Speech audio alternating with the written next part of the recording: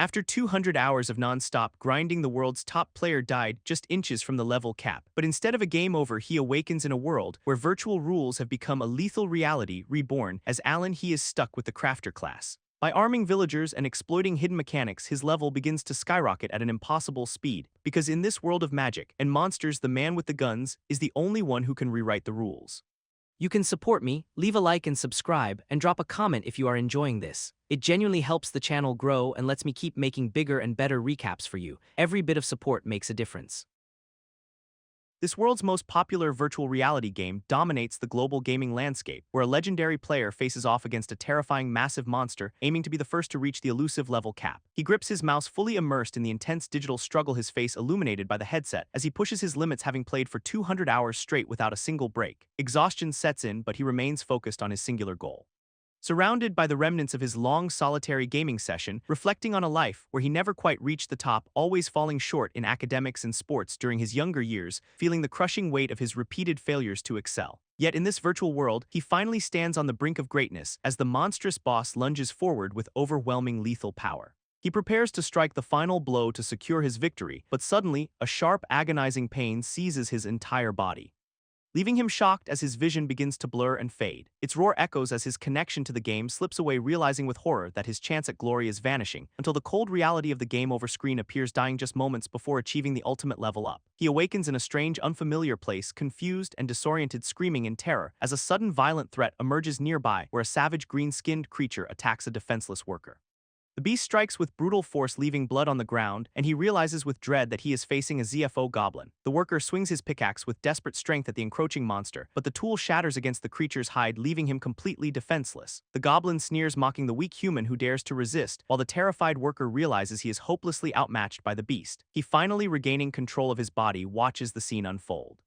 He realizes with sudden clarity that he has been reincarnated into this world, and he immediately pulls up his status screen to assess his new reality, choosing the name Alan as he prepares to select his starting job class, reflecting on his past failure to reach the top in his previous life, when the panicked villagers suddenly shout for him to help them fight back. An older man screams in terror as the threat looms ever closer, and Alan realizes this world follows the same rules as his favorite game, where adventurers are destined to battle against the overwhelming forces of the demon. He tells the villagers to wait while he quickly configures his class, but they mock him, doubting that a level 1 can defeat a goblin. Alan knows they are right, so he searches for a way to survive, spotting the crafter job and realizing its potential despite its poor reputation. He selects the strange class, knowing it is his only path to victory, remembering how players once considered it the worst trap job in the game.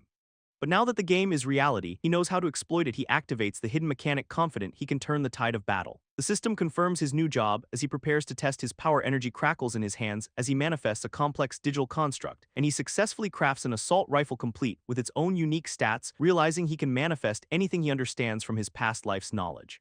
Alan realizes his lifelong dedication to learning is finally paying off in this world. As he recalls the intricate blueprints and designs of advanced modern fighter jets, the villagers stare in disbelief, questioning how he could possibly craft such an impossible weapon. He confirms their fears, noting that the crafter class is just as misunderstood here, and with a steady finger on the trigger, he prepares to unleash his creation, firing a hail of bullets that instantly strikes down the aggressive goblin pack. Alan maintains his composure, his eyes locked on the targets with lethal precision. The creatures fall under the relentless barrage, unable to comprehend their sudden, swift defeat. The villagers watch in absolute shock, their mouths agape at the display of power. Alan stands tall, knowing he can manifest any modern technology he understands by heart. Feeling empowered, he recognizes that his crafter job is truly a god-tier ability. The villagers struggle to process how a level 1 adventurer could defeat the monster. They stand frozen in confusion, trying to make sense of the overwhelming turnabout. Alan calmly instructs them to finish off the remaining monsters with the new gear. He manifests more rifles, the air crackling with energy as the weapons appear. The villagers hesitantly take the strange devices, marveling at their weight and feel. Alan assures them that he can craft as many as they need for battle. One villager worries about friendly fire, fearing the power of the unknown weapon. Alan explains he has applied a restriction so they only target the monsters. He demonstrates by firing near the villager, proving the safety of his design. The bullet harmlessly bounces off the villager, confirming the protection is active. Alan tells them to relax, his confidence putting the group at ease. The villagers embrace their new power, turning their rage into a focused counterattack. They unleash a volley of fire, effectively clearing the area of all threats. Alan watches them with a stoic expression, already planning his next move. Alan is surprised to see his level rise after arming the villagers, discovering that he gains experience whenever his crafted weapons defeat a monster. A villager gratefully hands him a glowing red stone as a reward. Alan identifies the item as a fire goblin magic stone, a valuable resource. He knows these stones are the primary currency for adventurers in this world. The local guild uses them to extract power for general energy needs. Suddenly, a terrifying roar echoes across the field, startling the entire group. A massive armored goblin knight charges toward them with relentless killing intent. Alan recognizes the threat immediately. It is a formidable boss-class monster. At level 13, its power far exceeds anything they have faced so far. The villagers stand their ground, hoping their rifles can stop the knight, but the beast blocks the bullets with its shield, completely unfazed by them. The knight mocks their futile efforts, feeling no pain from the attack.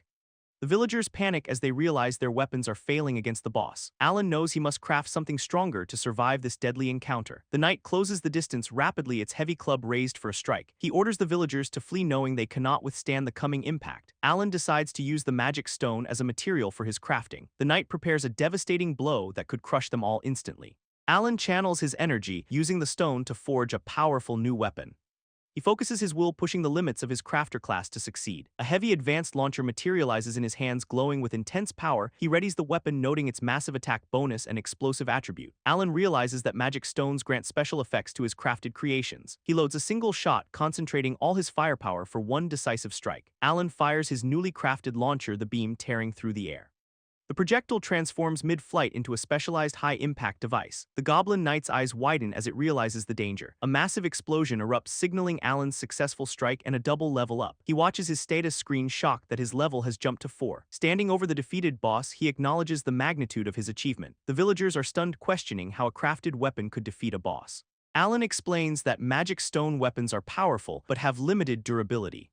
They press him for answers, wondering if he belongs to a legendary clan. He simply denies it, maintaining his mysterious persona as a humble newcomer. Standing tall, he accepts his role as the unique crafter in this world. He embraces his destiny, knowing he is the only one who can end the war. The silhouettes of the demon army loom, representing the final challenge ahead. Alan prepares for the long conflict, his resolve hardening with every passing moment.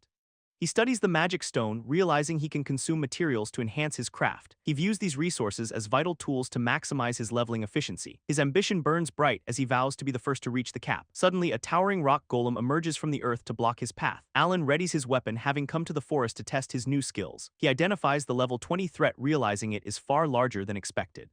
He opens fire, his bullets striking the golem's stony hide with rapid intensity. The creature absorbs the damage, its body cracking under the relentless assault. Alan notices the golem's core is embedded with multiple glowing magic stones. He uses his ability to extract the stones, weakening the golem's structural integrity. The golem collapses as Alan successfully crushes its core, ending the fight. Alan notes the golem's surprising ability to regenerate health during their intense battle.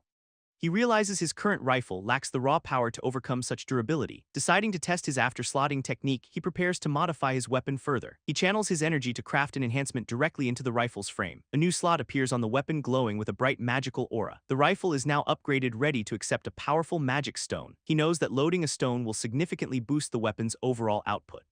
Alan inserts the golem stone, watching as the rifle absorbs its raw energy. He accesses his inventory to retrieve the remaining materials needed for the fight. The golem magic stone pulses with power as he holds it firmly. He carefully slots the stone into the rifle, eager to see the result. Light floods from the weapon as the stone integrates into its complex design. Alan feels the surge of power as the rifle's structure begins to change.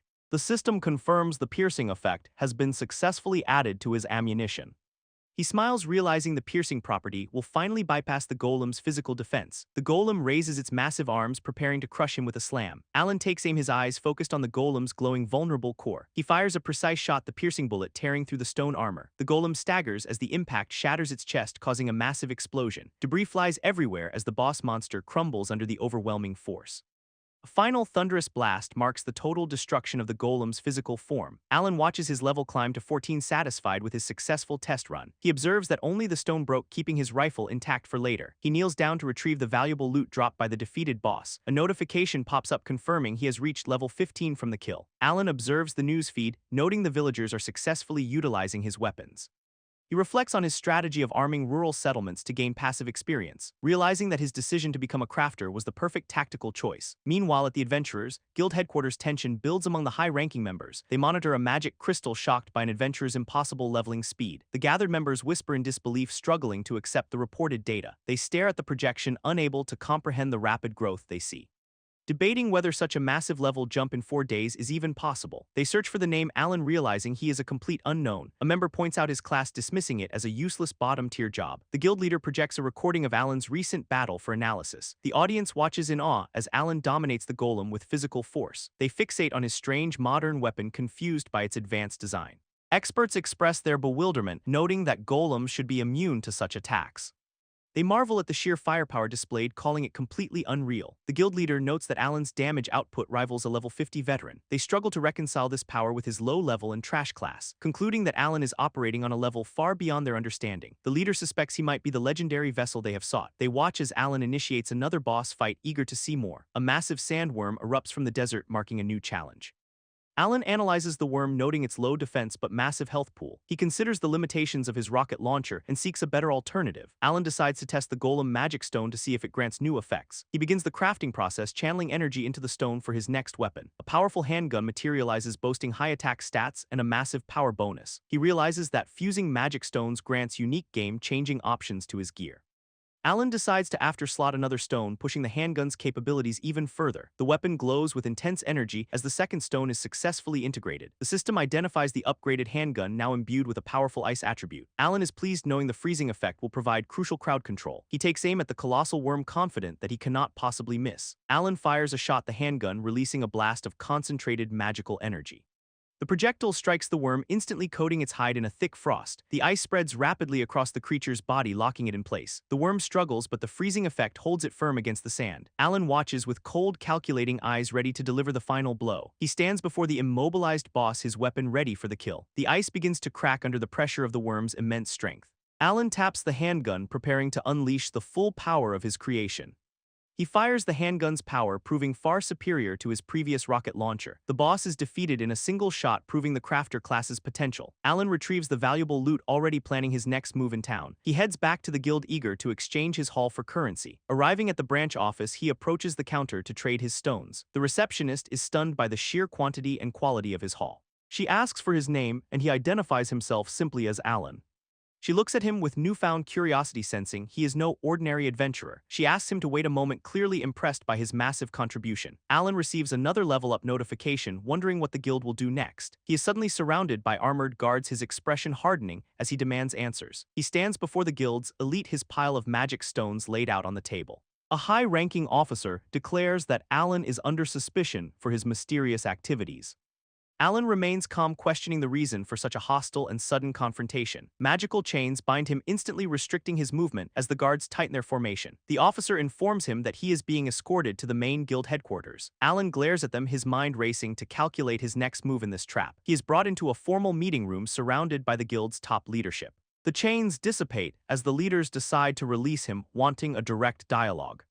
The guild leader apologizes for the rough welcome, citing his rapid growth as the cause. He sits at the head of the table, his gaze intense and calculating as he speaks. Alan brushes off the intimidation, asking bluntly what they want from a mere crafter. The guild members demand to know the secrets behind his advanced, unknown weapon. Alan dismisses their curiosity, claiming the technology is far beyond their current understanding. A member mocks him, calling his claims big talk for someone with a trash job. They question the true effectiveness of his weapon, trying to goad him into revealing more. Alan realizes they are trying to provoke him into spilling his tactical secrets. He decides to demonstrate by crafting the same rifle he gave to the villagers. The weapon manifests in his hands, leaving the guild members in stunned silence. They examine the stats, shocked to see an attack power of 50 on a basic rifle. The members whisper about the weapon's insane fire rate and damage output. Alan turns to leave, having no interest in wasting more time with them. He states his goal is to reach level 99 as quickly as possible. Alan hunts for efficiency, seeking the level gap bonus to accelerate his rapid progression. He knows fighting enemies 10 levels higher provides the best experience points for leveling. A sudden cry for help echoes nearby, catching his attention as he turns around. He finds a group of thugs cornering a priestess, trying to force her into joining. Their leader, Lucas, is a level 65 swordsman preying on the low-level priestess Emma. Onlookers whisper about Lucas's cruel reputation, fearing his power and his hold over the dungeon. He swings his blade with terrifying ease, leaving everyone too intimidated to intervene against him. Emma pleads for them to stop, refusing to be a mere experienced leech for them. Lucas just laughs, mocking her and insisting she join their party for easy level gains. His group of thugs grins in anticipation, clearly planning to exploit her for themselves. Alan steps in, his hand glowing with crackling energy as he prepares a sudden craft. A surge of magical power erupts, manifesting a solid object right beneath Lucas's feet. The swordsman gasps in shock, his face contorting as he is caught completely off guard. A metal hand statue appears from the ground, striking Lucas and knocking him down. Alan walks over, casually apologizing for the poor aim, while Emma watches in surprise. He claims his craft misfired, though his calm expression suggests it was a calculated move. Lucas remains on the ground, trembling in pain and confusion from the unexpected blunt force. The enraged swordsman stands up, screaming threats and demanding to know who Alan is. Alan dismisses the anger, explaining he was merely testing his ability to craft at distance. Lucas seethes with pure hatred, his eyes narrowing as he prepares to draw his blade.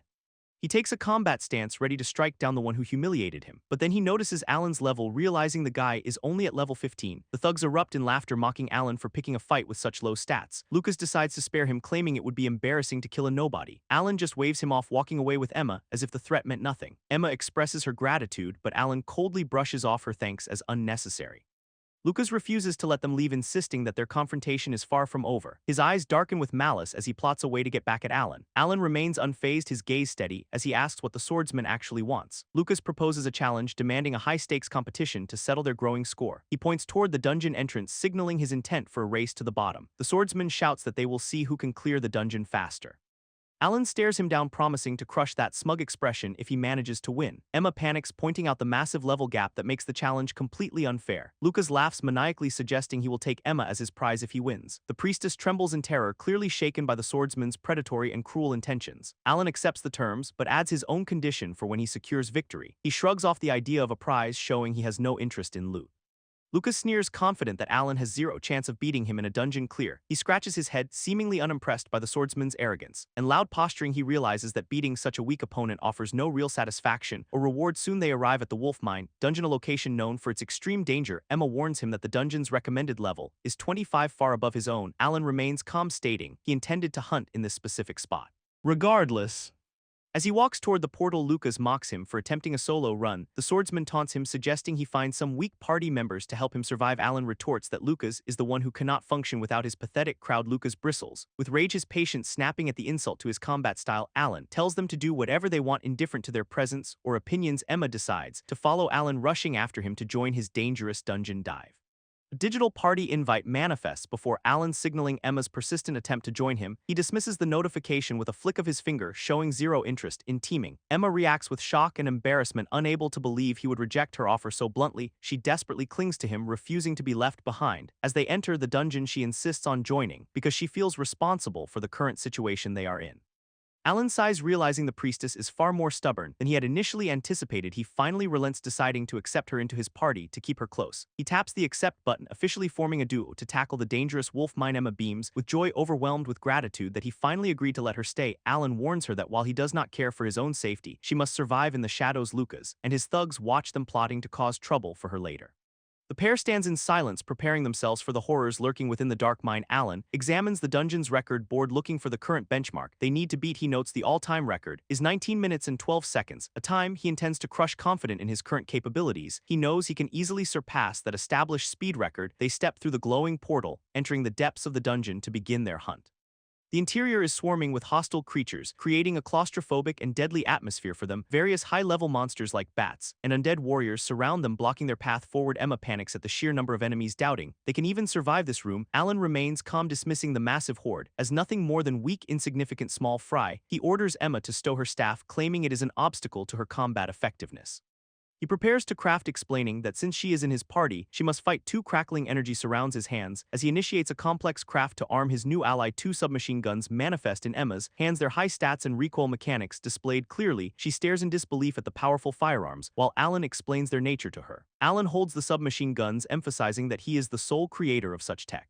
A wave of monsters surges forward, their glowing eyes fixed on the intruders in their lair. Alan steadies his aim, instructing Emma to focus and pull the trigger on the approaching horde. A barrage of gunfire erupts, tearing through the ranks of the undead and the insected creatures. Emma watches in awe as the enemies fall, but Alan sternly reminds her to keep fighting. She opens fire, the rapid-fire weapon lighting up the dark passage with a hail of bullets. The recoil proves too much for her to handle, leaving her struggling and crying out loudly. Alan explains he increased the recoil intentionally, knowing spray and pray is effective against such dense monster crowds. He cuts the chatter short, pushing forward with determination to reach the dungeon boss immediately. Elsewhere, Lucas and his party slice through their own path, clearing the way with brutal efficiency. They finish off a group of monsters, with Lucas feeling satisfied that the area is clear. A party member mocks Luca's, calling him a piece of work for his manipulative, cruel tactics. He reveals that Luca's intentionally provoked a boss appearance to waste Alan's time and resources. Luca's grins, admitting he set the trap to ensure the rookie would fail his challenge. His thugs laugh, confident that Alan will never reach the boss before they do. They mock the idea of Alan surviving, convinced that their leader is a true devil. Luca's relishes the thought of Alan's suffering, determined to ensure his complete, utter ruins. Alan and Emma finally arrive at the massive, ominous doors leading to the deepest chamber. Emma notes the time, shocked that they cleared the path in under 10 minutes. She recalls a previous trap Alan triggered, which had slowed them down significantly earlier on Alan's size, lamenting that they could have been even faster if not for that mistake. Emma cries out in frustration, still struggling to manage the heavy recoil of her weapons. She begs for some slack as a beginner, but Alan remains focused on their progress. He checks his status, noting he has gained 3 levels since entering this dangerous dungeon. He realizes Emma only gained 1 level, confirming his own massive experience gained from his creations. Emma urges Alan to hurry, worried that their slow start will ruin the time attack. They stand before the final boss chamber, ready to face whatever awaits them inside. The heavy doors swing open, releasing a wave of dark, suffocating energy into the hall. Emma stares into the darkness, her eyes wide with fear as she senses the danger. 2 distinct powerful auras manifest within the chamber, glowing with ominous purple and yellow light. A queen werewolf emerges, her golden eyes locking onto them with predatory, lethal intent. A king werewolf appears beside her, leaving the duo stunned by the double boss encounter. Alan admits he knew about the dual boss mechanic, chiding himself for not mentioning it sooner. The 2 werewolves lunge forward with incredible speed, their movements blurring in the dim light. Alan raises his weapons, shouting for Emma to prepare herself as the predators close in. He realizes their high evasion makes standard gunfire ineffective, forcing a change in his strategy. Alan commands Emma to provide suppressing fire, hoping to create an opening for them. She unleashes a torrent of bullets, lighting up the room. As she tries to pin them, the werewolves weave through the gunfire, with ease closing the distance between them and the party. Emma screams in panic, unable to land a single hit on the agile, shifting targets. Alan observes the monsters splitting up, noting that their tactical separation is quite annoying. He orders Emma to target the queen while he takes on the king. The queen werewolf leaps through the air, her claws ready to strike at the priestess. Emma watches in horror, realizing that the monsters are dodging every single one of her shots. A massive clawed paw slams down, narrowly missing the ground where they were just standing. The werewolves continue their relentless assault, forcing the duo to stay constantly on the move. Alan remains focused, his expression hardening as he prepares to execute a new risky plan. The queen werewolf prepares another strike, her powerful muscles coiled for a final deadly pounce. Alan smiles, confirming his theory. As he begins to craft a trap for the beasts, he manifests glowing magic circles on the floor, ready to bind the werewolves in place.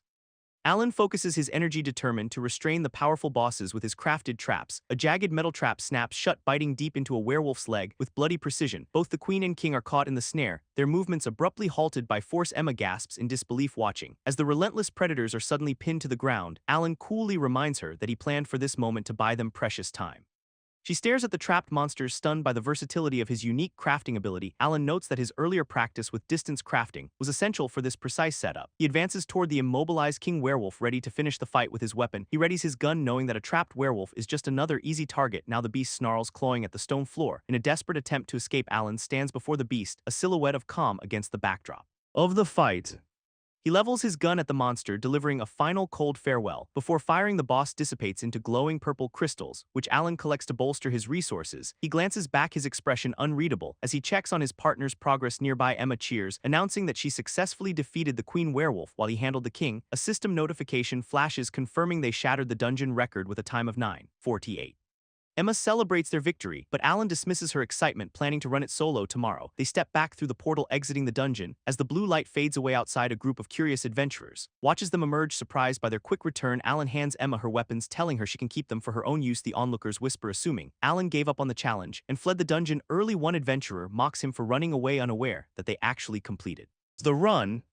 Alan stares back, confused by their accusations, and firmly stating that they cleared it. The adventurers laugh, urging him to stop lying and just admit he failed the challenge. Alan points to the record crystal, telling them to check the board for the truth. The skeptical adventurers scoff at the record, dismissing it as a ridiculous, impossible joke. They point out Alan's low level and his supposedly weak class as proof of failure. One man reaches out to touch the record crystal, still refusing to believe the truth. His face pales instantly as he reads the data, his confidence shattered by the reality. The display confirms the record was indeed broken by Alan and Emma in record time. The group collapses in shock, unable to comprehend how such a feat was even possible. Alan prepares to reveal his secret, his hands glowing with the familiar crackling blue energy. He manifests several high-tech weapons in the air, stunning the crowd with his display. One adventurer picks up a weapon, trembling as he stares at the strange advanced machinery. A system window appears detailing the submachine gun's high attack power and unique recoil. Stats: the man cries out in alarm, realizing the weapon's power far exceeds anything they know. Emma happily demonstrates the weapon, praising how incredibly simple and intuitive it is to operate. She shows them the trigger mechanism, explaining that you just aim and fire at will. The adventurers watch in awe as she fires, completely overwhelmed by the sheer raw power. The man stares at Alan, terrified and confused, wondering what kind of being he is. A sudden bright flash of light erupts nearby, drawing everyone's attention to the dungeon entrance. The crowd surges forward, pushing and shoving to get a better look at the exit. Alan remains composed, knowing there is no reason to linger among these confused lesser adventurers. He walks away with confidence, leaving the stunned crowd behind as he exits the area. Mysterious silver-haired woman watches him leave, her expression unreadable. As she tracks his movements, she studies Alan with intense interest, her golden eyes sharp and filled with hidden intent. Lucas and his party emerge from the portal looking exhausted but proud of their clear. He boasts about their time, certain that their performance has secured them the top spot. They sit down to wait, smugly anticipating the moment Alan arrives to face his defeat. The thugs laugh, convinced that the rookie must have died inside the dangerous mine. Lucas scoffs in disbelief, his pride wounded by the suggestion that Alan actually succeeded. His companion insists that the rookie has already departed, leaving the dungeon behind him. Lucas grinds his teeth, his jaw tightening as he struggles to process this unexpected outcome. His party members mock him, relishing the irony of his failed trap and misplaced arrogance. Lucas stares at the portal, finally realizing that Alan did not run, but cleared it. He refuses to accept the truth, convinced that a low-level nobody could never outpace him. His companion warns him that Alan's speed is unmatched by anyone else in this world. Lucas looks shaken, his eyes wide, as the reality of his total humiliation sets in. He lashes out in a fit of rage, slamming his fist against the stone wall. The impact echoes through the chamber as he screams, unable to fathom such a defeat. He grips the record crystal, his hand trembling as he stares at the impossible numbers. His party member approaches, asking what could possibly be wrong with their confident leader. Lucas is visibly sweating, his face pale, as he whispers that this cannot be real. He falls to his knees, overwhelmed by the crushing weight of his own massive failure. In a dark, secluded office, a mysterious figure sits alone, illuminated only by moonlight. The figure examines a dossier on Alan, noting his impressive strength and unique weapon technology. A voice from the shadows commands entry, summoning a visitor to discuss the new target. A hooded, silver-haired assassin enters the room, radiating a cold and lethal aura of power. The assassin asks about the job, his eyes glowing with a dark, sinister purple light. The employer confirms the target, his voice low and filled with a dangerous hidden malice. He points to Alan's profile on the table, marking him as the next high priority hit. The assassin smirks beneath his mask, finding the prospect of hunting Alan quite intriguing. A heavy bag of gold is tossed onto the desk, payment for the upcoming assassination. The employer presses his finger onto Alan's photo, demanding the target be eliminated immediately. The assassin accepts the contract, his eyes narrowing as he declares Alan will be dead. Emma bows deeply, expressing her heartfelt gratitude to Alan for his protection and guidance. Alan offers to drive off Lucas if he continues to harass her, showing his support. Emma refuses, insisting she must stand on her own as an adventurer and stop relying. Alan respects her decision, bidding her farewell as they part ways for their own paths. Emma jumps for joy, pleading with him to keep their record safe for future generations. She waves goodbye with a cheerful smile, hoping they will eventually form party again. System notification confirms that Emma has officially left his party, leaving him alone again. Days later, Alan travels to a remote rocky wasteland to conduct secret experiments with crafting. He channels his energy, hoping to improve his efficiency by mastering a new complex creation. A massive tank manifests before him, its exterior perfectly replicated through his specialized skill. He climbs onto the vehicle, eager to test the controls and see if it functions. Inside the cockpit, he verifies that all the internal systems have been reproduced correctly. Alan commands the tank to advance, feeling a surge of excitement for his new weapon. The tank sits motionless in the desert, failing to move despite his clear, direct command. He sighs, realizing that without fuel, the machine is completely useless for any real movement. He reviews his knowledge, knowing he can craft any solid structure if he understands it. However, he remembers the critical limitation. Non-solid materials like fuel cannot be created by his craft. Alan remains calm, already formulating a clever workaround to bypass this frustrating inherent restriction. He channels energy into the tank's power core, attempting to bridge the gap with magic. A glowing magic stone floats in his hand, acting as a potential source of energy. He inserts the stone into the tank's slot, hoping it will power the complex machinery.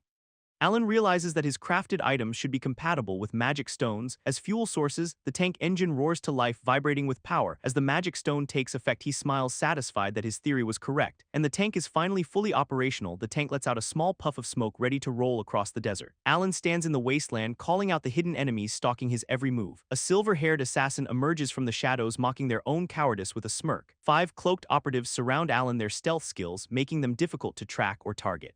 Alan remains cold and composed, demanding to know the true objective behind this lethal ambush.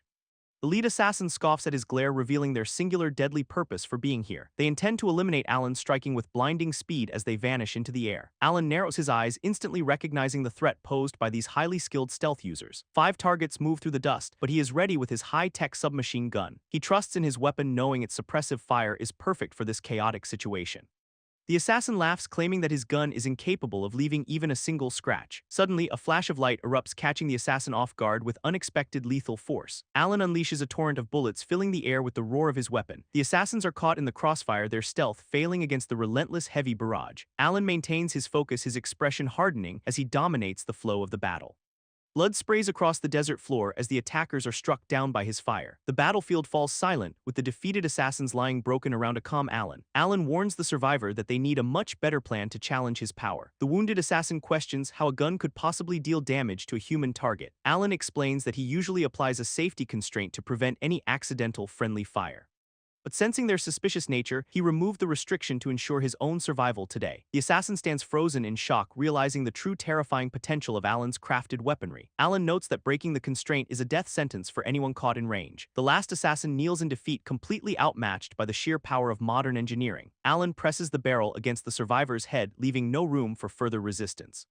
He demands the truth about his employer, threatening the assassin with immediate final judgment. The defeated assassin coldly declares their nature, stating they kill strictly for their employers. Alan presses for a name, genuinely confused about who would harbor such a deep grudge. The assassin remains cryptic, suggesting Alan might be innocent of any specific wrongdoing. However, they reveal that his overwhelming strength has attracted the ire of a powerful player.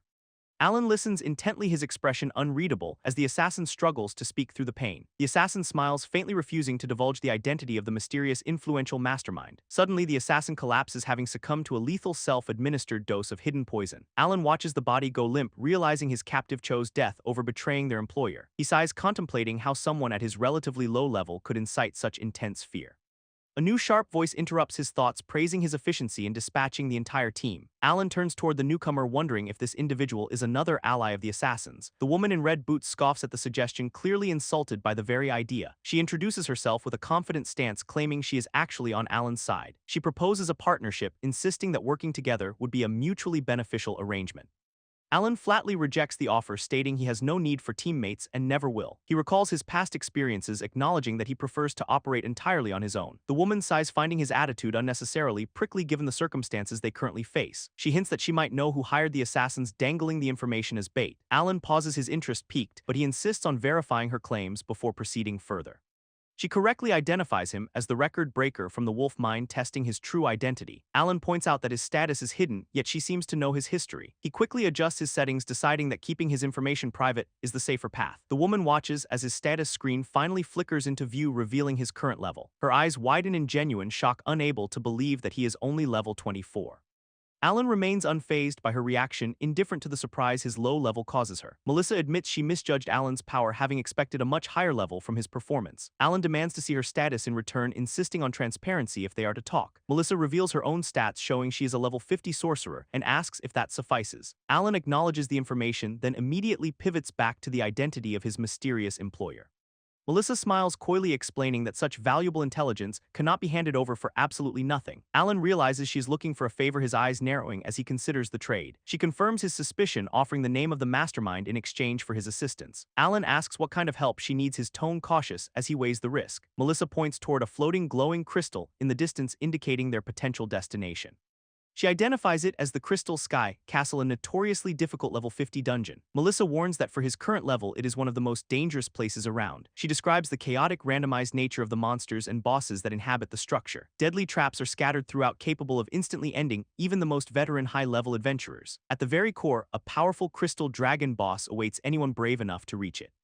Alan asks if she truly expects him to clear such a high-level dungeon for her. Melissa clarifies that she specifically needs the Jade Dragon Orb, a rare boss drop material. Alan recognizes the item as top-tier crafting material, perfect for a sorcerer of her caliber. She presses him for an answer, waiting to see if he will accept her terms. Melissa inwardly doubts he will agree, believing the dungeon is far too difficult for him. Alan surprises her by instantly accepting the deal, his decision made with cold, calculated speed. Melissa is stunned, questioning if he even understood the extreme danger of the level 50 dungeon. Alan remains calm, claiming he knows more about the dungeon's layout than she could imagine. He decides to finish this, quickly viewing the mission as a way to eliminate his stalkers. Melissa accepts his agreement, though she remains wary of his strange, unwavering confidence in himself. She reaches out to seal their pact, expressing her hope that he can deliver the goods. Alan signals that they should depart for the dungeon immediately, wasting no more time. Melissa looks troubled, regretfully informing him that they cannot simply leave right this second. Alan narrows his eyes, demanding to know the reason for this sudden, unexpected delay. She explains that reaching the floating castle requires a specific government-sanctioned transfer ritual. A bright magical circle appears as she describes the complex process required for entry. Alan finds the ritual unnecessary, recalling that he simply used teleportation in his past life. Melissa cuts him off, stating that he currently fails to meet the strict entry requirements. She points out that the ritual is restricted to adventurers who have reached level 40. Alan vents his frustration, questioning why she would even propose this partnership if he is ineligible. Melissa remains silent, so Alan presses her for the second reason they cannot proceed. She sighs, explaining that their two-person party lacks the necessary roles to survive the dungeon. They require a sturdy tank capable of absorbing heavy damage from the castle's monsters. A dedicated healer is also essential to manage recovery and provide crucial combat buffs. She adds that a high-damage attacker is needed to quickly dispatch the various bosses. Melissa admits her own magic is limited to area of effect spells, making her poor against bosses. Alan considers her points, deciding that his own leveling must take priority for now. Melissa insists she is in a hurry, demanding to know why he is so rushed. Alan reveals his ultimate goal: to become the first person in the world to reach 99. He declares that he has absolutely no time to waste on such trivial issues. Melissa argues that he must realistically grind to level 40 before attempting the transfer ritual. Alan agrees, though he laments that the level restriction is a major obstacle. He gazes up at the distant castle, realizing that even flight magic cannot reach it. A sudden realization strikes him, and he smiles as a new plan forms. Alan tells her they do not need the ritual, manifesting a high-tech device in his hand. He activates a drone, preparing to test his own technological solution to reach the sky. Melissa watches the small drone hover, questioning if it truly operates on magic stones. Alan directs the device toward the distant floating castle to scout the path ahead. She's stunned by the advanced technology, noting that such machinery is completely unknown. Alan remains focused on the mission, wondering if a defensive barrier protects the floating structure. The drone closes the distance, and Alan asks for her assessment of its progress. It reaches the castle walls without encountering any resistance or triggering any hidden traps. Melissa is left speechless, realizing he has bypassed the kingdom's strict ritual requirements entirely.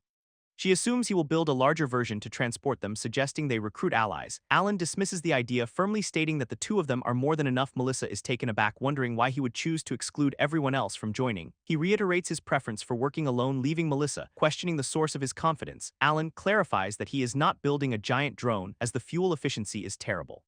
He explains that a larger craft would likely crash long before reaching their high-altitude target. Melissa asks for his alternative plan, curious how they will actually make the journey. Alan reveals he intends to harness a new power source, moving beyond simple magic stones. Melissa is intrigued by the mention of a new energy type, waiting for his explanation. He looks at her, revealing that she herself is the key to his unconventional plan. Melissa is shocked to learn that her own magical energy will serve as the fuel. Alan outlines how he will convert her elemental sorcery into the power needed for flight. He begins the crafting process, manifesting a large hot air balloon basket right before her eyes. Melissa stares at the basket, realizing they are going to fly to the castle. Alan tells her to step inside, preparing to put his daring theory to the test. She asks for instructions, and he tells her to use wind magic to inflate it. Melissa channels her elemental power, filling the massive balloon with a powerful swirl. The balloon lifts off the ground, carrying them both toward the floating castle above. Its air is then heated, causing it to inflate further for their ascent. Alan instructs Melissa to use her flame hand magic to generate the necessary heat efficiently. She activates her ability, cloaking her hand in a controlled, steady stream of magical fire. Alan watches closely, confirming that her technique is perfect for maintaining the balloon's lift. They begin to drift upward, with Alan explaining the basic physics of air density to her. He warns her to keep the flame burning steadily, as any drop in heat means falling. Alan reassures her that he will handle the combat despite her concerns about his low level. Melissa looks at him with lingering doubt, still struggling to process his immense confidence. The balloon floats high above the rocky terrain, carrying them toward their dangerous destination. Melissa watches him, starting to believe that clearing the dungeon might actually be possible with him. Alan remains stoic, his focus entirely on the mission ahead. As they approach the castle, they arrive at the main gate of the Crystal Sky Castle, landing safely on the platform. Melissa catches her breath, relieved to have survived the flight. In one piece, they enter the dungeon and find several other adventuring parties already fighting through the halls. Melissa explains that this is an open dungeon, meaning parties compete to clear the floors. Alan urges her to move faster, determined to secure the rare orb before anyone else.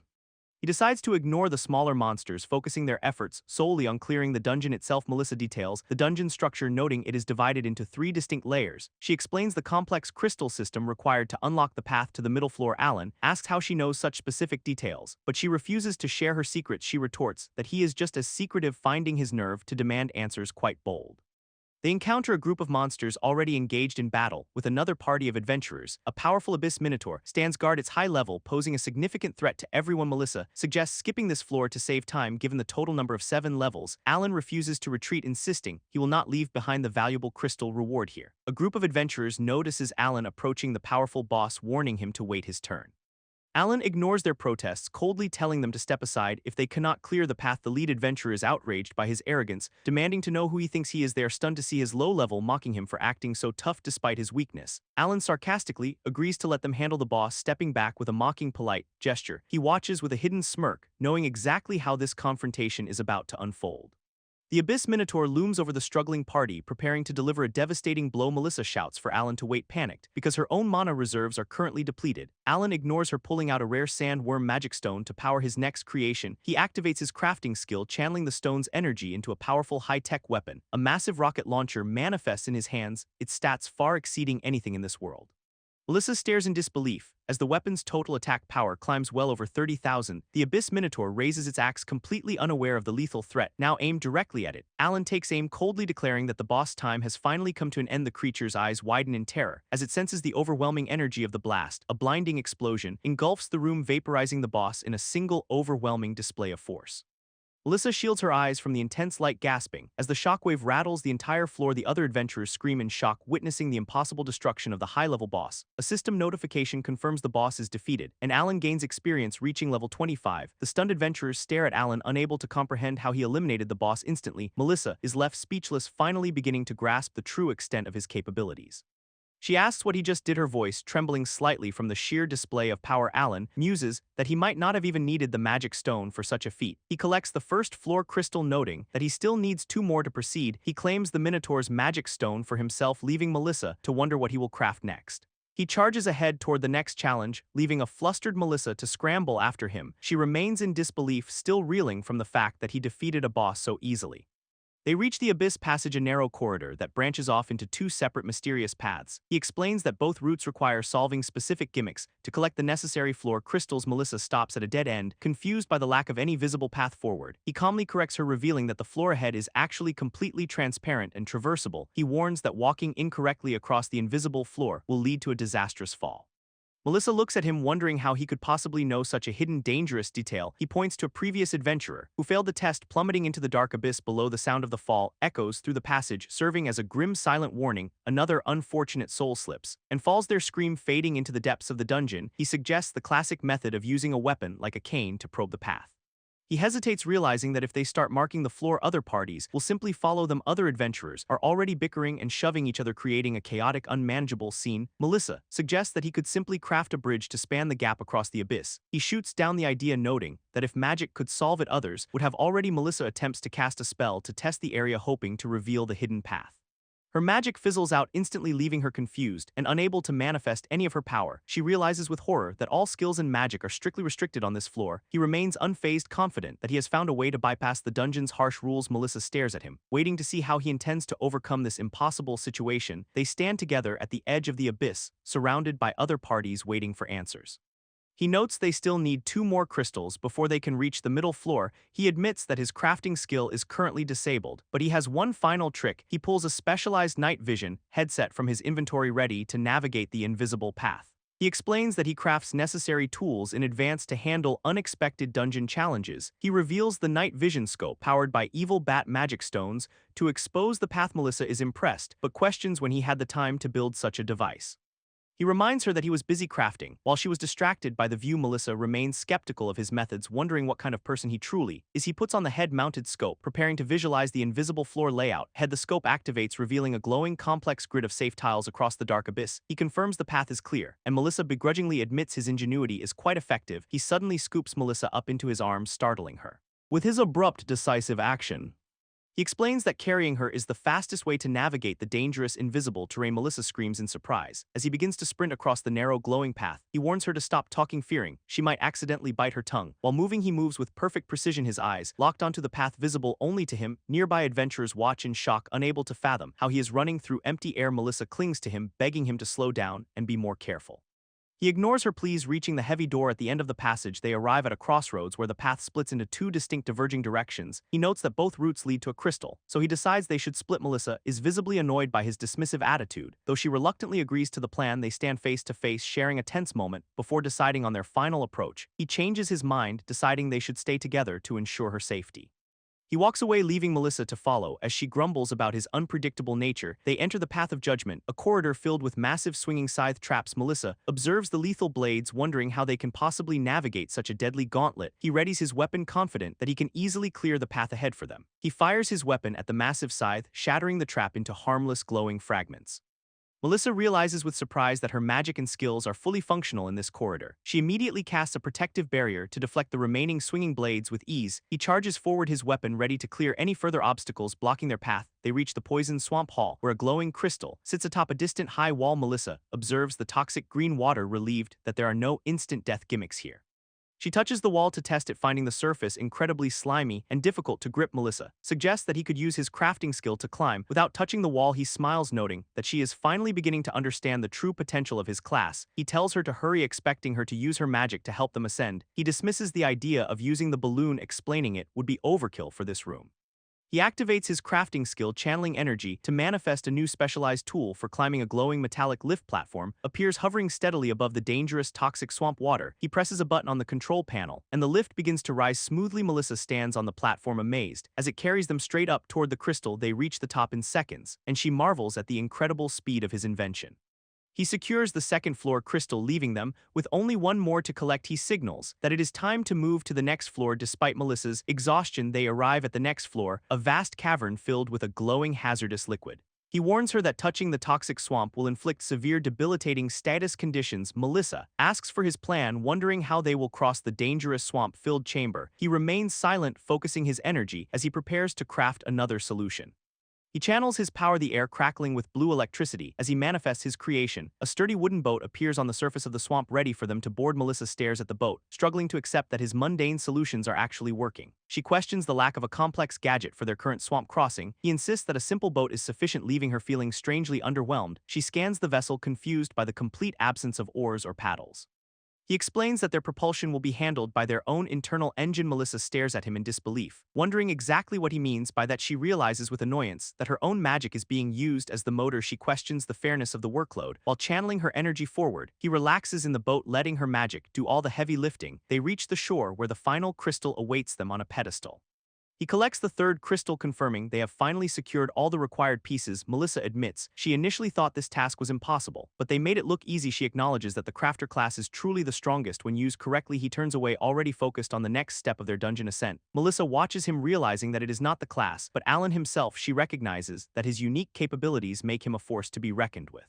She feels confident that Alan is destined to become a legendary historical adventurer. They arrive at the transfer chamber, ready to move to the middle floor. The duo stands before the pedestal, prepared to slot the 3 collected crystals. Alan holds the glowing crystals, noting they are getting close to the end. Melissa voices her suspicion, asking how he seems to know every single path. He remains cryptic, hinting that his life once depended on navigating this place.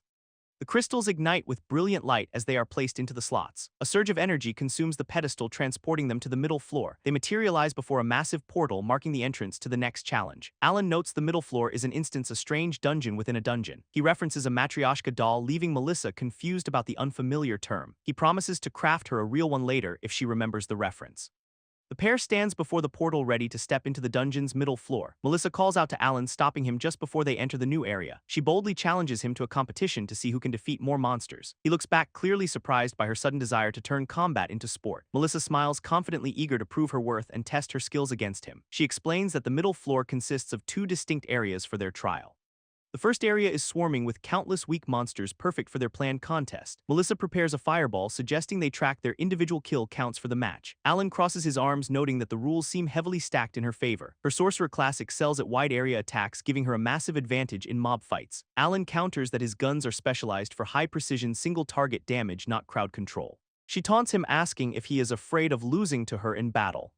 Melissa vows to show him the true destructive potential of a high-level sorcerer. Determined to earn his respect, she refuses to lose to a random adventurer. Alan agrees to the terms, hoping the competition will help them clear the floor. They decide the loser must purchase top-grade potions for the winner after the trial. Stepping into the first area, they are immediately surrounded by a massive monster horde. These creatures advance with glowing red eyes, ready to swarm the two challengers. Both adventurers steel themselves, ready to begin their high-stakes competition in the dark. The system announces the first trial. They must collectively defeat 1,500 monsters. Melissa begins her incantation, gathering magical energy to unleash a devastating, wide-reaching spell. She casts Black Nebula, a swirling vortex of dark energy that engulfs the enemies. Alan watches the destruction, impressed by the raw firepower she displays during the fight.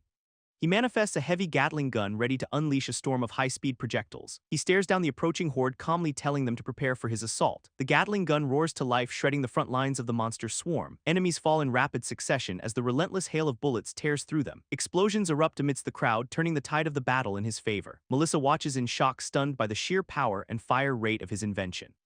Alan notes the weapon's immobility while firing, yet its effectiveness against mobs is unmatched. She grits her teeth, refusing to be outdone by his display of raw firepower. The trial ends and the system reveals Alan secured the lead with higher kills. Melissa stares at the results in disbelief, struggling to accept her defeat in the competition. He remains composed, telling her it was a close match and to stay focused. He walks past her, remarking that picking him as an opponent was her mistake.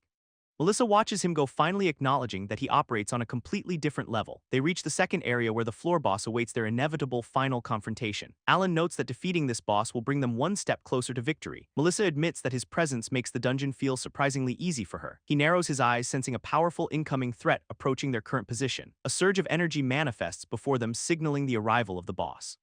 A massive clawed paw slams into the ground, shaking the entire chamber with force. A crystal ogre appears, riding atop a ferocious crystal manticore to challenge the duo. The boss pair looms over them, their glowing eyes burning with intense hostile energy. Melissa gasps, realizing the two monsters are fighting in perfect, dangerous tandem against them. Alan dismisses her worry about splitting them up, deciding on a much simpler plan. He crafts a rocket launcher, declaring he will just blast them both at once.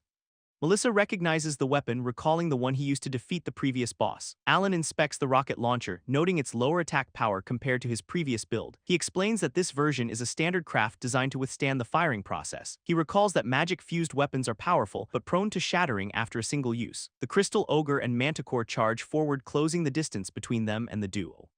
Alan commands Melissa to freeze the ground, planning to restrict the boss' movement options. She quickly complies, slamming her hand down to manifest a freezing field across the floor. Jagged ice crystals erupt from the ground, creating a hazardous, slippery surface for the enemies. Alan observes that while manticores are evasive, they struggle to dodge attacks on unstable terrain. He prepares to exploit their lack of flight, aiming to pin them down with force. The boss pair leaps into the air, attempting to bypass the icy trap below them. Alan watches them jump, a cold, calculated smile forming as his plan comes together. He notes that without wings, the monsters are completely vulnerable while suspended in midair. Alan levels the rocket launcher, ready to unleash a devastating blast at the airborne targets. The ogre uses the manticore as a stepping stone, launching itself toward Alan with aggression. A massive explosion engulfs the ogre as Alan's rocket connects with perfect lethal timing. Alan realizes with shock that the ogre's mid-air maneuver was an impossible feat in this zone. The ogre descends through the smoke, swinging its heavy club with renewed terrifying speed. It descends upon Alan, who stands his ground while tracking the boss' rapid movement. Melissa screams in terror, realizing her defensive spells are too slow to intercept the strike. She worries that Alan's low level and lack of armor will lead to his death. Melissa decides to throw herself into the path of the attack to shield him. The ogre's club descends in a lethal arc, aimed directly at the vulnerable crafter. Melissa cries out, knowing she will not reach him in time to prevent the impact. The boss looms over Alan, its club poised to crush him in a final blow. Melissa reaches out desperately, her face twisted in panic as the collision becomes inevitable. A title card flashes, signaling the next phase of their intense dungeon ascent. Melissa screams Alan's name in sheer panic as the boss's attack descends upon him. The ogre's massive club swings down with devastating force, seemingly crushing its target. Alan reveals he used the manticore as a stepping stone to narrowly dodge the strike. A reload prompt appears, confirming his tactical maneuver was calculated to create an opening. He fires a point-blank shot, triggering a massive explosion that engulfs the boss pair. Melissa shields her eyes from the blinding light and debris of the powerful blast. Alan exhales, his expression calm, as the dust begins to settle around the chamber. A notification confirms his level increased to 26, validating his combat strategy. Melissa stares at him, bewildered by how he reloaded his weapon so quickly. Alan explains his launcher's auto-reload function, which operates independently of magic-fused weapon limitations. He admits the fight was incredibly close and that he could have easily died. Melissa notes his lack of fear, to which he replies that he planned for everything. She realizes his preparedness is absolute as he collects the final boss crystal. They turn their attention toward the upper floor, ready to face the crystal dragon. Melissa reflects on the many strong adventurers she has met, yet none match Alan. They approach the final portal, feeling the weight of the upcoming challenge. Melissa understands why powerful organizations view him as a dangerous, unpredictable threat. The duo arrives at the upper floor entrance, finding the massive gate already unlocked. Melissa pushes against the heavy doors, eager to begin the final battle. Alan stops her, pointing out that the door is merely a decorative facade. He notes the absence of a portal, suggesting the chamber is already occupied. Alan warns that another party has likely entered the boss room before them. Melissa pales, realizing they are not the only ones competing for the prize. They observe a rival party already engaged in a desperate fight against the boss. Melissa worries that if the rival party clears the boss first, they will be ejected. Alan remains calm, sitting down to finalize their strategy. While they wait for the room to clear, he reveals the crystal dragon possesses a lethal instant kill attack, shocking Melissa. With the news, she is stunned to learn the boss is an epic class monster, far exceeding standard expectations. Alan explains that epic class monsters possess superior stats and unique dangerous traits compared to regular bosses. He details the dragon's specific traits, including its instant kill move and a restrictive damage cap. Alan clarifies that any attack exceeding the damage cap is nullified, rendering raw power ineffective. Melissa realizes that even his overwhelming firepower will be severely limited by this mechanic. Alan insists on assigning specific roles to manage the boss mechanics and the summoned minions. He tasks Melissa with clearing the endless waves of mobs. While he focuses on the boss, Alan promises to handle the instant kill threat, instructing her to stay behind him for safety. They notice the portal's activity subsiding, indicating the previous party has likely been defeated. Alan warns that entering the destination area is a point of no return for them. Melissa expresses her growing nervousness, questioning if the previous party fell to the instant kill attack. Alan reassures her that sticking to their plan will guarantee their success in this fight. Melissa voices her trust in him despite the overwhelming danger they are about to face. Alan accepts her trust with a stoic nod, fully prepared to take on the challenge. He steps into the portal, determined to reach level 999 at any cost. The duo enters the boss arena, a vast crystalline coliseum filled with floating shards. They survey the grand glowing arena, bracing themselves for the imminent arrival. The dragon. The floor is littered with the remains of the fallen party, a grim warning. Melissa stares at the carnage, realizing the true lethality of the challenge they face. Alan urges her to stay focused, as there is no time to dwell on fear. A surge of blue energy erupts from the center, signaling the dragon's sudden appearance. The crystal dragon descends from above, its massive form dominating the entire arena space. The massive creature roars, its level 50 status marking it as a lethal threat. Melissa stares in terror at the beast, realizing the true scale of this epic class monster. Alan remains composed, urging her to stay calm and not let the dragon's presence intimidate her. He warns that the dragon is not their only problem, as dangerous minions surround them. The duo stands their ground in the vast arena, preparing to execute their high-stakes combat plan. Alan commands Melissa to clear the incoming mobs while he focuses his firepower on the boss. He unleashes a torrent of lead from his Gatling gun, suppressing the dragon with rapid fire. The dragon takes the hits, but Alan knows his strategy must account for the damage cap. He explains that the Gatling gun's high fire rate bypasses the boss's restrictive damage nullification mechanics. Melissa watches in awe as Alan successfully pressures the powerful dragon with his unique technological arsenal. Alan admits the boss is difficult, but he insists that knowing the mechanics makes it manageable. They lock eyes, both determined to end this grueling fight with one final decisive push. Melissa weaves through the arena, casting spells to eliminate the encroaching waves of summoned minions. The Gatling gun suddenly clicks empty, forcing Alan to pause. As the dragon prepares something, the dragon gathers energy for a devastating attack, its movements signaling a shift in tactics. Alan shouts for Melissa to fall back, deploying a specialized fireproof shield for their protection. The dragon fires a concentrated orb of dark energy, aiming to obliterate everything in its path. A massive death blaze erupts, threatening to consume the duo within the crystalline coliseum walls. Alan dives to the ground, frantically crafting a defensive barrier to withstand the incoming magical onslaught. A high-tech shield erupts from the floor, providing them with a desperate layer of physical protection. He explains that the shield is designed to negate the dragon's lethal instant kill fire attack. Alan prepares his weapon for a counterattack, waiting for the dragon's deadly energy to subside. The shield begins to fracture under the immense pressure, causing Melissa to panic in fear. Alan stares at the cracking barrier, his expression darkening. As the situation takes an unexpected turn, he realizes the shield's durability is failing, forcing him to rethink his plan under extreme pressure. The dragon's dark energy beam slams into their defensive barrier, threatening to shatter it completely. Alan calculates his dwindling options, knowing his current fireproof shields cannot withstand such immense power. The barrier collapses under the assault, leaving the duo exposed to the dragon's lethal attack. Melissa cries out in desperation, realizing their defenses have been utterly pulverized by the beast. Alan refuses to accept defeat, his eyes burning with a fierce, unwavering resolve to survive. He taps into his crafting ability, channeling raw energy to manifest a desperate last-ditch solution. A strange red canister materializes in his hands, crackling with intense, unstable, magical energy. Melissa stares in utter confusion, unable to comprehend the bizarre object. Alan has just created the item, is a fire extinguisher modified with a powerful magic stone for this encounter. Alan explains that he simply crafted the first thing that came to mind against fire. He reveals that he fused the device with the crystal ogre's stone to maximize output. Uncertainty lingers as he prepares to test his invention against the dragon's overwhelming dark blaze, betting everything on his ingenuity. Alan prepares to unleash the modified tool at the enemy. He shouts for the attack to die out, aiming the device directly at the onslaught. A massive pressurized stream of energy erupts from the canister, clashing against the dark beam. Melissa watches in disbelief as the stream successfully pushes back the dragon's devastating breath attack.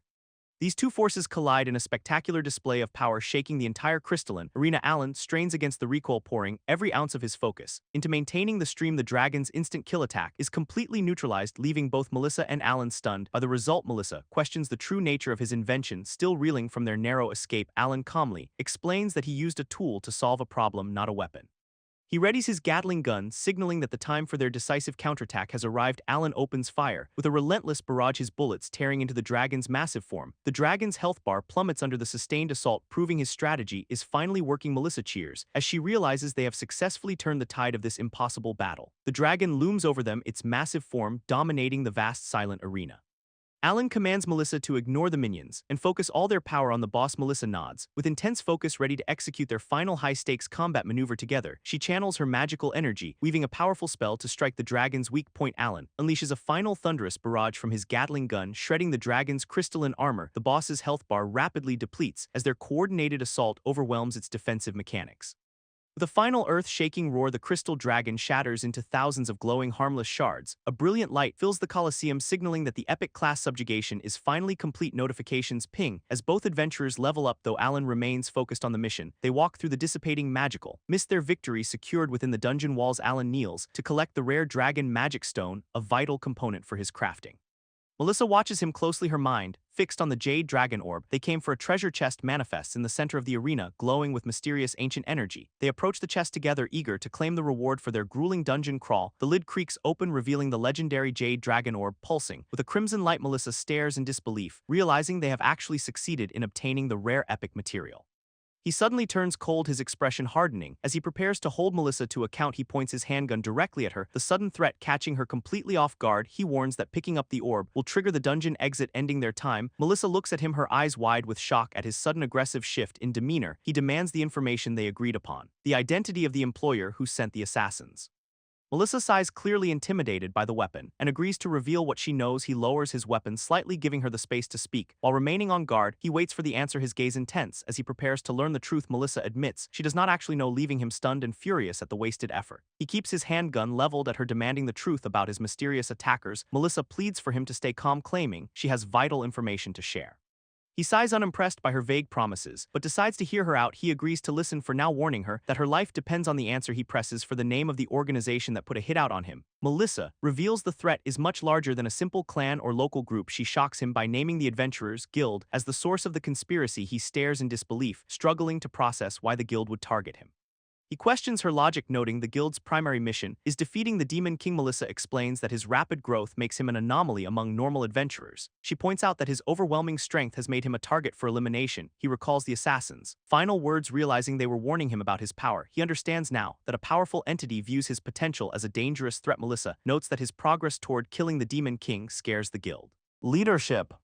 She explains the guild's twisted logic. Peace would render their entire organization completely obsolete. The guild fears being dismantled, so they prioritize their own survival over the world. He realizes they have been systematically killing off any adventurer who becomes too strong. Melissa clarifies that only a specific faction within the guild supports this dark agenda. He asks who leads this faction, hoping to cut the rod out at its source. Melissa admits they do not know the identity of the mastermind behind the scheme.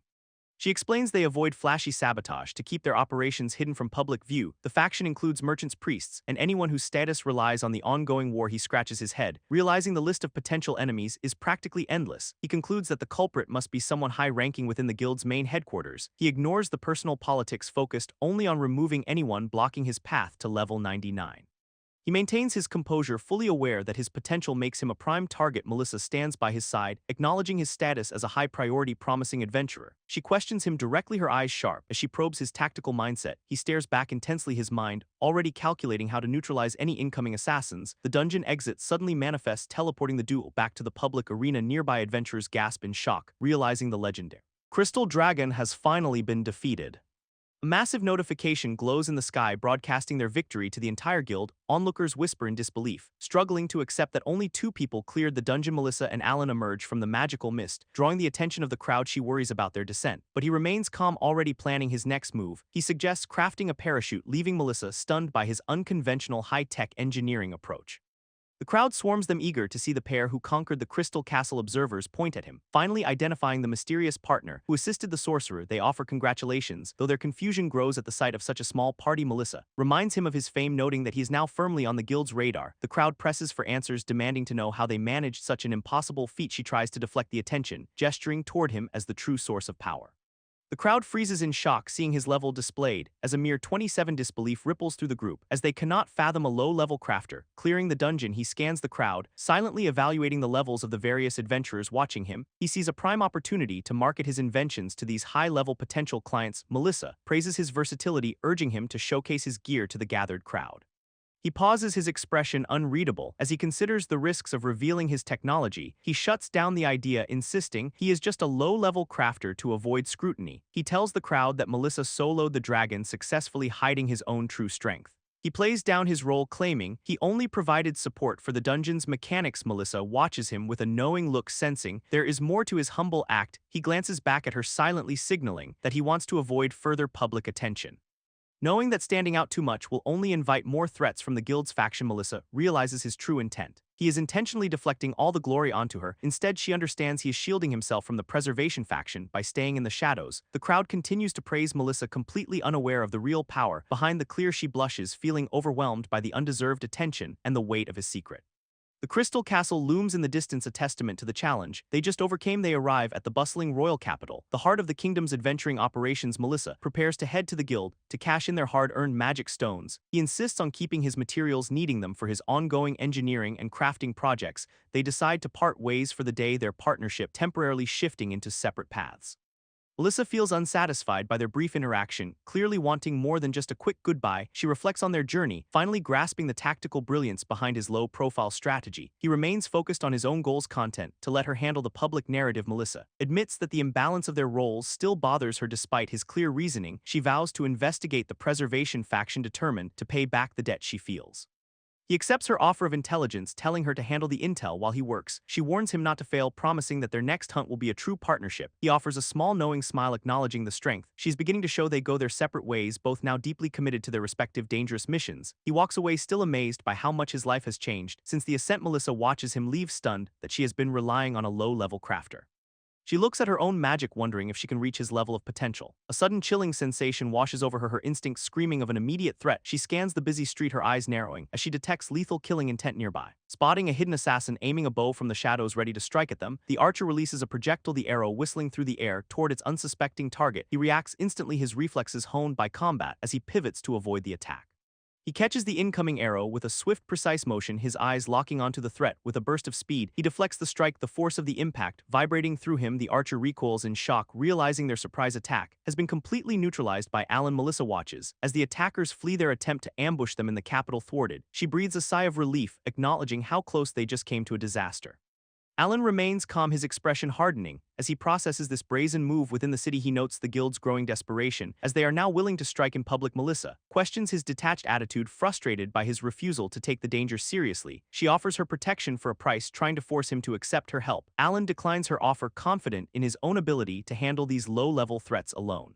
She warns him against recklessness, insisting that he can rely on her if things escalate. Melissa gives him a confident, playful wink, signaling that their bond is becoming more secure. Alan contemplates their new status as teammates, a concept he has long avoided in battle. She challenges his hesitation, demanding to know if he has a problem with their partnership. Melissa reaffirms her respect for his skills, vowing not to let him fall to assassins. Alan smiles, declaring that he will reach level 99 regardless of their repeated attempts. She offers a small knowing smirk, finally accepting his stubborn independent nature. For now they part ways once more, the tension of the ambush lingering in the quiet street. Alan reflects on his past in ZFO, where he mastered the art of solo leveling. He realizes that while he once preferred working alone, he no longer views Melissa as dead weight. He considers his recent combat, finally admitting that having a reliable partner helps. He takes a deep breath, shaking off the lingering tension from the public ambush, knowing that his immediate priority is to navigate the guild's politics and survive assassins. The next morning, Alan arrives at the bustling clan association to explore his options. He finds himself in an unfamiliar environment, forced to seek a clan for protection. The massive headquarters of the clan association looms, filled with ambitious and powerful groups. Alan stands before the grand entrance, feeling the weight of the scrutiny from onlookers. He steps inside the busy hall, where various clans actively recruit promising new talent. He wanders through the facility, wondering how to find a clan that matches his needs. Whispers spread through the crowd, as adventurers recognize the famous unaligned crafter. Onlookers discuss his legendary reputation, noting he is still surprisingly without a clan. Word of his record-breaking performance at the Wolf Mine has clearly reached the masses.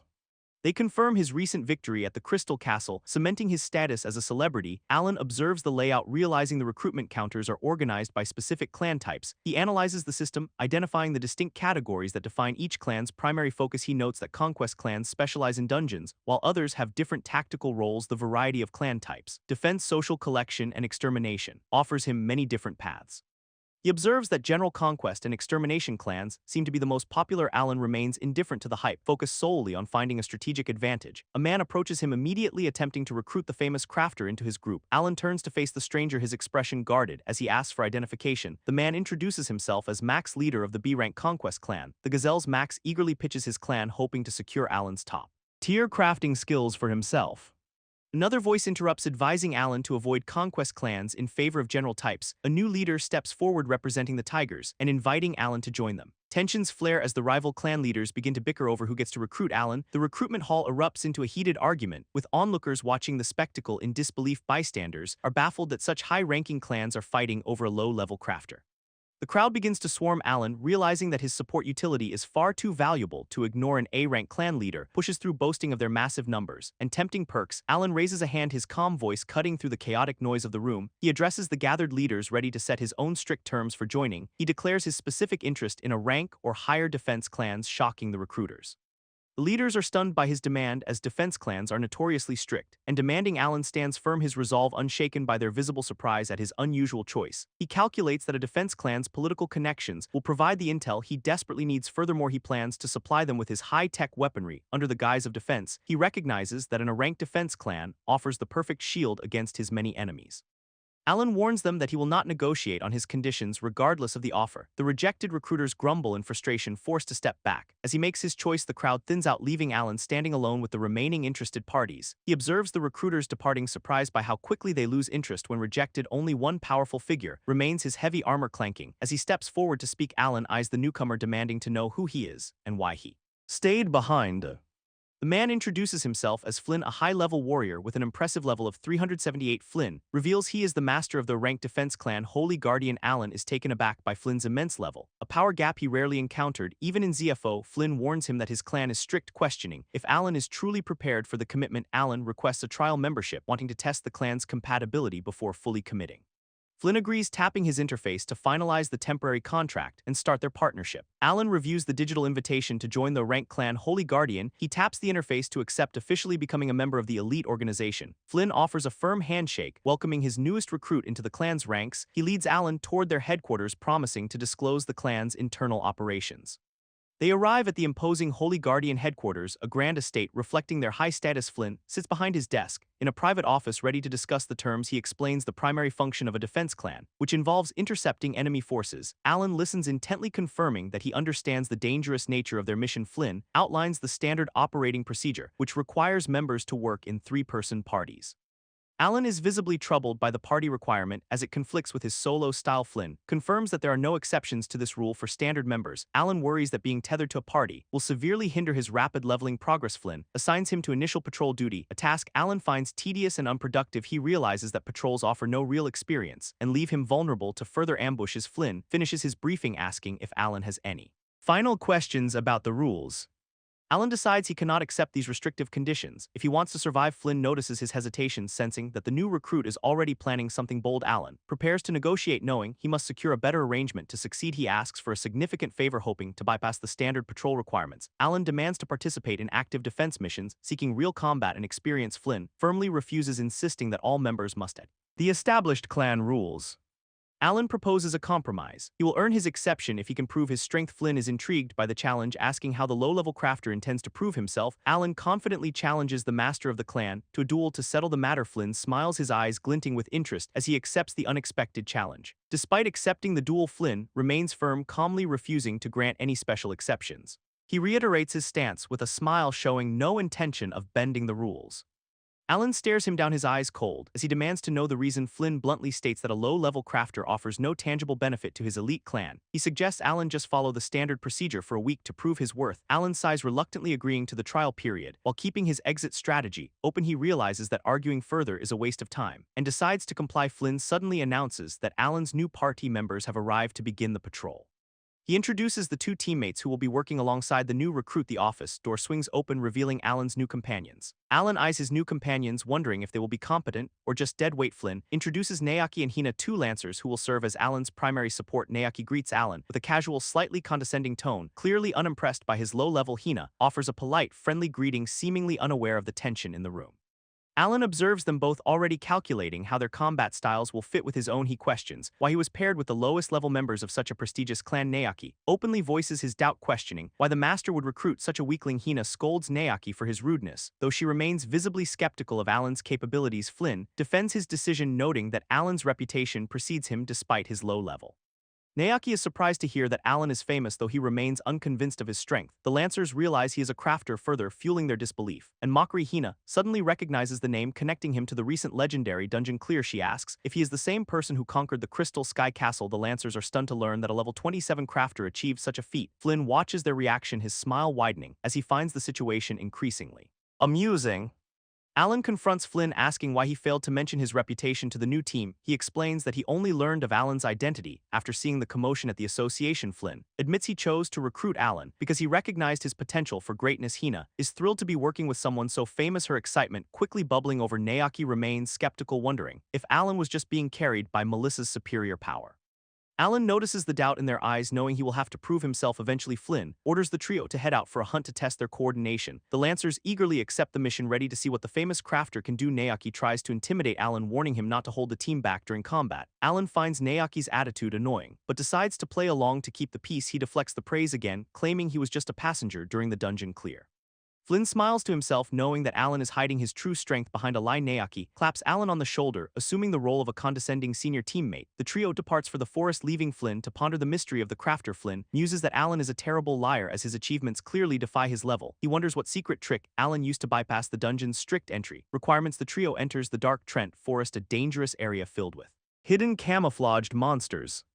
Naoki asks if Alan is familiar with the terrain, testing his knowledge of the area. Alan admits he skipped this forest in his past life because the experience was inefficient. He warns them about the camouflaged Trent monsters that are nearly impossible to detect. He offers to craft a detection item, but the Lancers dismiss his help as unnecessary. Naoki insists they do not need a crafter's help to deal with such weak forest monsters. Alan's eyes suddenly sharpen as he detects a subtle move surrounding trees.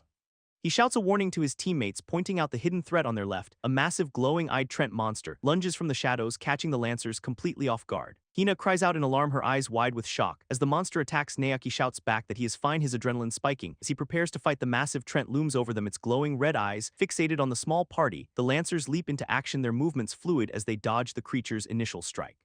Naoki and Hina coordinate their assault, thrusting their lances toward the monsters. Wouldn't hide, their weapons clash against the hardened bark, sparks flying as they struggle to penetrate it. Alan watches their standard combat style, realizing it lacks the raw power needed for this. Naoki boasts about their teamwork, clearly proud of how they are holding the monster back. Alan remains unimpressed, his cold assessment of their performance irritating the confident young Lancer. Hina urges Naoki to stay focused, sensing that the Trent is far from defeated. Naoki prepares a final decisive strike, determined to end the battle with one blow. The Trent roars, its massive form shaking the forest. As it prepares a counterattack, Alan's eyes narrow, his instincts detecting a hidden danger that the Lancers have missed. He spots multiple Trents closing in from the darkness, surrounding them on all sides. Naoki tells Alan to step back, promising that he and Hina will handle everything. Alan decides it is time to intervene knowing they will be overwhelmed by reinforcements. He channels his energy, activating his crafting ability to summon a powerful high-tech weapon. A heavy Gatling gun manifests in his hands crackling with blue electrical energy. The Lancers stare in disbelief, stunned by the sudden appearance of such an advanced weapon. Alan activates his thermal scope, instantly highlighting the hidden monsters lurking in the dark. He decides to abandon precision and simply unleash a barrage to clear the entire area. The Gatling gun erupts in a flash of fire, tearing through the forest. With ease, bullets shred the wooden monsters, turning them into splinters in a matter of seconds. Naoki and Hina watch in, all their jaws dropping at the sheer destructive power displayed. The forest is decimated, leaving only smoke and debris in the wake of Alan's assault. Alan smiles, his tone dripping with sarcasm as he addresses the Lancers' surprise. Naoki and Hina exchange nervous glances, realizing they have severely underestimated their new teammate. Hina stammers a compliment, still trying to process the sheer scale of Alan's power. A mysterious figure emerges from the shadows, his presence instantly chilling the air. Alan recognizes the intruder, his expression hardening. As he prepares for a confrontation, the stranger steps into the light, revealing a face Alan knows all too well. The man grins maliciously, his eyes glowing with a dark, predatory intent. Alan remains calm, his gaze fixed on the man who clearly holds a grudge. The stranger advances his aura, radiating a dangerous, overwhelming pressure that forces the Lancers back. Alan stands his ground, his posture relaxed despite the obvious threat looming before him. The man sneers, irritated by Alan's calm demeanor and lack of immediate recognition. He screams in frustration, demanding that Alan acknowledge his name. And past humiliation, Alan retorts with a sharp question, mocking the man for holding on to such petty grudges. The man reveals his name is Lucas and flaunts his level 73 status. Alan recalls their previous encounter at the wolf mine, where Lucas was significantly weaker. Lucas gloats about his rapid growth, eager to finally settle the score with Alan. Alan notes the impressive level gap Lucas has closed in just a single week. He silently acknowledges that such growth is highly efficient by this world's standards. Lucas bellows that his entire goal has been to become strong enough to crush Alan. Alan points out the absurdity of a duel, noting that this is not a controlled dungeon. Lucas ignores the logic, drawing his sword and demanding an immediate one-on-one fight. Alan asks about Lucas' former party members, curious why he is acting alone now. Lucas laughs, admitting he abandoned his teammates because he deemed them completely useless. Naoki and Hina are disgusted by Lucas' cruelty, calling him a dirty, dishonorable coward. He silences them with a terrifying glare, his killing intent surging as he prepares to attack. Alan warns Lucas that a direct duel is a poor choice for his own survival. He scoffs, claiming he has already analyzed Alan's combat patterns and weaknesses. He mocks Alan's reliance on gadgets, insisting they are useless against a skilled human opponent. He laughs maniacally, taunting Alan while preparing to close the distance and strike. Alan fires a single precise shot that instantly catches Lucas off guard. A sharp cry escapes him as the bullet grazes his ear, drawing blood. Alan remains cold and composed, telling Lucas his combat intel is completely outdated. He collapses in shock, clutching his wounded ear while Alan looms over him. The pain registers on his face as he realizes the massive gap in their abilities. Terrified and humiliated, he retreats, swearing he will return for his revenge later. Naoki watches in disbelief, stunned that Alan neutralized a level 73 adventurer so effortlessly. Hina stares at Alan with newfound admiration, completely smitten by his display of power. The party continues their trek with Naoki and Hina praising Alan's incredible reliability. Hina admits she previously underestimated crafters, now seeing their true potential in battle. The group discusses their roles, with Hina explaining why she chose the path of a lancer. Naoki grows visibly anxious, fearing that Alan is winning Hina's affection too quickly. Hina innocently asks Alan about his personal life, specifically if he has a girlfriend. Naoki panics, jumping in to interrupt the conversation before things get any more intimate. He aggressively orders Hina to focus on their surroundings, clearly masking his own jealousy. He then demands that Alan join him for a private, urgent strategy meeting. He drags Alan away from Hina, his expression dark and filled with unspoken tension. Once isolated in the forest, he confronts Alan about his true intentions. He admits that the strategy meeting was merely a ruse to get Alan alone. Alan listens calmly as Naoki prepares to reveal something deeply personal and serious. He suddenly kneels, begging Alan not to pursue a romantic relationship with Hina. He confesses his deep feelings for Hina, revealing he views her as more than family. He admits his possessiveness stems from love, warning Alan to keep his distance from her. Alan sighs, visibly annoyed by the petty romantic drama unfolding in the middle of a mission. He decides it is best to just let them be, hoping they resolve their issues quickly. He dismisses the romantic concerns, offering to help them out if they truly want it. He shifts the focus back to the upcoming boss battle, demanding to know the tactical plan. Alan proposes a strategy where he engages the boss alone to test his own current limits. Naoki protests, worried that Alan's overwhelming power will leave no room for them to contribute. He explains he will constrain his weapons output to simulate a struggle for the team. He identifies the Trent King's lack of mobility as the key weakness to exploit during combat. Naoki is relieved and grateful, impulsively hugging Alan before being told to back off immediately. The trio regroups, fully committed to taking down the massive boss lurking in the forest. They finally confront the Trent King, a towering three-eyed entity radiating a dangerous boss-level aura. Naoki is visibly shaken by the creature's sheer size, his confidence wavering at the sight. Alan orders his teammates to retreat, taking the lead as he prepares to face the monster. Hina trusts Alan completely, while Naoki watches with a mix of lingering jealousy and intense anxiety. Alan activates his crafting ability, channeling blue energy into a new specialized combat tool. He manifests an assault rifle, noting the technical limitations of its automatic reload and cooldown. He carefully tunes the weapon's power aiming to keep the damage output within a manageable range. Hina and Naoki watch in fascination as Alan unveils yet another advanced piece of high-tech gear. He explains the rifle's function, emphasizing its ease of handling compared to his heavy Gatling gun. He charges toward the Trent King, determined to finish the battle with this specific weapon. Bullets rain down on the boss, but Alan notices something is wrong with the impact. Hina realizes with shock that the weapon is failing to deal any significant damage at all.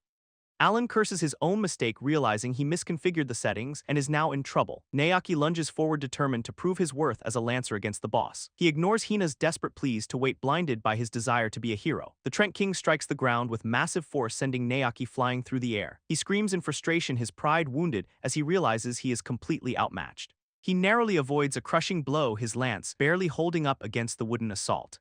Hina watches in terror, her admiration for Naoki quickly turning into genuine concern for him. Alan observes the chaos, unimpressed by Naoki's reckless display, but acknowledging he is still fighting. He recovers his footing, his ego still driving him to challenge the massive forest entity. He taunts the Trent King, foolishly believing he can goad the boss into a mistake. A massive root suddenly snaps up from the earth, catching Naoki by complete surprise. He is slammed into the dirt, his weapon knocked away as he loses his balance.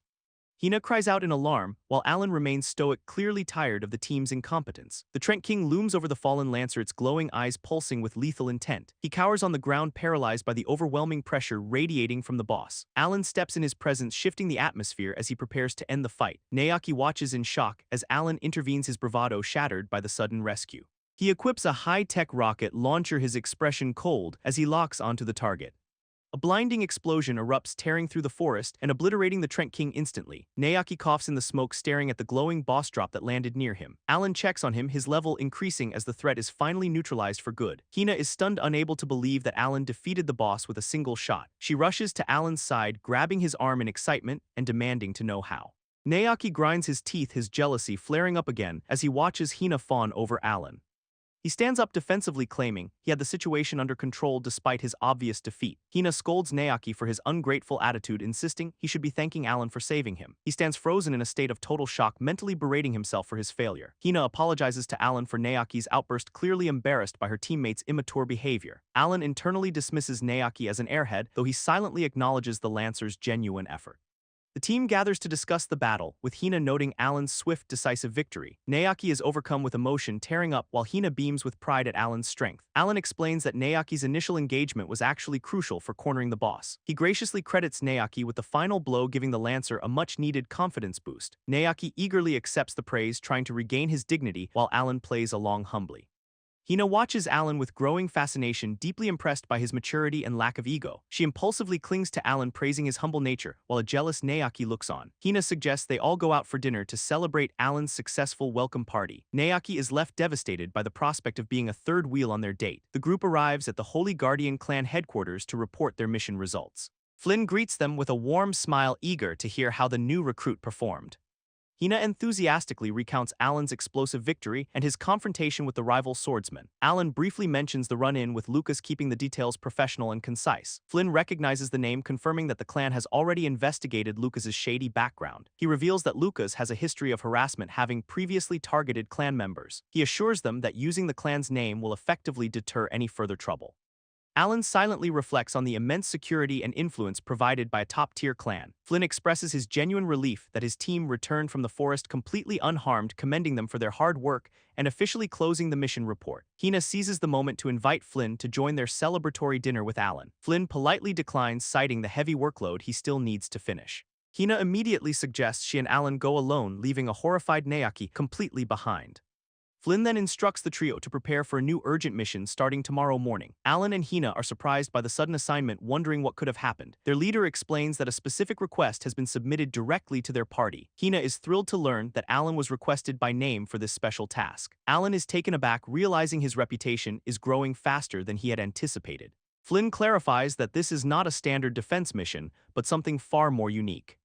He reveals the client wants Alan to distribute his crafted guns to the local townspeople. Alan is skeptical, having never heard of such weapons being used by commoners before. Flynn confirms the mission site is Bayandar, a city currently under heavy military pressure. The team realizes the gravity of the situation, as Bayandar is a frontline city. They see the brutal reality of the conflict, with citizens struggling against demon army forces. Their leader offers them a chance to decline, emphasizing the high danger of this specific operation. Alan accepts the mission without hesitation, seeing a perfect opportunity to farm experience points. He plans to use the weapon distribution as a way to spread his influence. Flynn asks if Alan wants to finalize his trial membership status through this mission. Alan agrees, officially committing to the clan's objectives while keeping his own goals hidden. He pauses, suspicious about how the client knew he had joined this specific clan. Flynn insists they operate in three-person parties, rejecting Alan's offer to go alone. Hina clings to Alan, aggressively planning their time together while ignoring Naoki's presence. Alan sighs once again, noting Hina's complete lack of social tact in front of others. Flynn reiterates his trust in them, expecting a successful outcome from their upcoming deployment. Hina drags Alan toward the exit, eager to start their journey to the frontline city. Alan stops in his tracks, his mind racing with questions about the client's true motives. He turns back to confront Flynn with one final burning question about the request. Alan asks how the client found him, suspecting the clan's member list is being monitored. Flynn dismisses the concern, noting that the clan's member list is not public knowledge. Alan remains skeptical, wondering how a distant city lord could possibly identify him so quickly. Flynn narrows his eyes, his friendly demeanor momentarily hardening as he senses Alan's deep distrust. Alan internally questions how such specific intel on a low-level crafter reached the city lord. Flynn offers to cancel the mission if Alan is uncomfortable putting the choice on him. Alan insists on proceeding, determined to uncover the truth behind this suspicious sudden request. The party travels to the fortified city of Bayandar, looming under a golden, ominous sunset. Hina checks on Alan, sensing his sudden shift in mood as they walk through town. Alan remains vigilant, convinced that receiving a named request so soon is a calculated trap. He watches Flynn from afar, fearing his new clan leader might be secretly working against him.